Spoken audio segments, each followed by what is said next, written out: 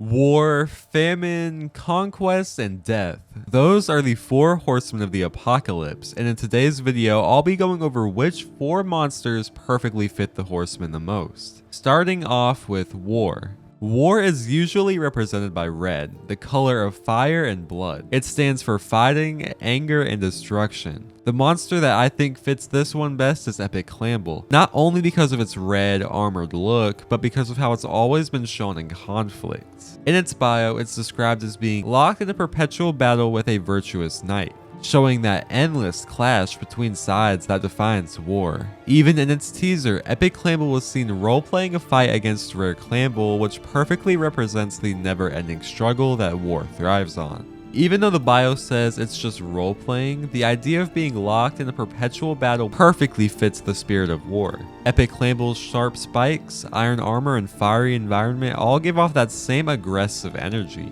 It's constantly caught between calm and conflict, just like War itself, which can seem honorable or necessary at first, but always leaves destruction behind. Next up, we have Famine. Famine is usually represented by black, the color of emptiness and loss. It stands for hunger, weakness, and the struggle to survive when there's nothing left. The monster that fits this one best is Cana, a monster that once burned bright, then vanished for ages, sealed away in amber. In its bio, it said that this unknown species has been encased in amber for who knows how long, and that the experience took quite a toll. Even after being freed, Cana has to be fed to keep its voice alive, a perfect symbol of famine's endless need. Its flame flickers with life, but only when it's cared for, showing how close it always stands to fading out. Just like famine drains the world until it's dry and silent, Cana's story reflects a deep hunger,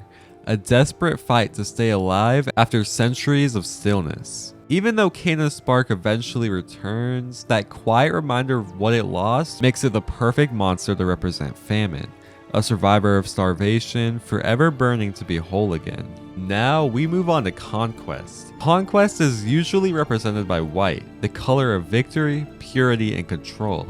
It stands for power through dominance, not always through violence, but through confidence, leadership, and pride. The monster that fits this one best has to be Epic Spirit. In its bio, Epic Spirit is described as practically perfect in every way. Calm and collected in a crisis, always knowing the right thing to say, the paragon of monstrous virtue and scientific insight. But beneath that polished image lies a bit of arrogance. It's a tad braggadocious when showing off its chiseled physique. That confidence, almost to the point of showing off, is exactly what Conquest represents.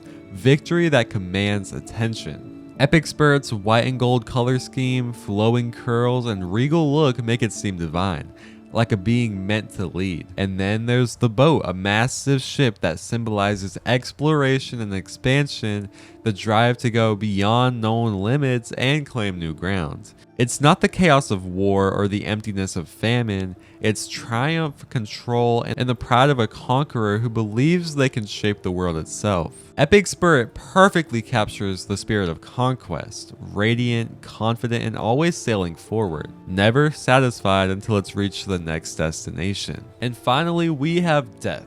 Death is usually represented by white or gray, the colors of bones, silence, and endings. It stands for the natural end of life in the cycle that keeps everything moving. The monster that fits this one best is Germ, the Cycle Paranormal. Germ is always going through cycles of life and death. Its body even grows little fruiting parts that take energy from it before being released, showing that endings are just part of the natural flow. Its upcoming minor form might be a dead version of Germ, because everything eventually rots. Its old body could be used as a nest for new germs to grow in. This shows that death isn't just the end, it's part of a cycle that makes new life possible, which perfectly fits the cycle theme that Germ is going for.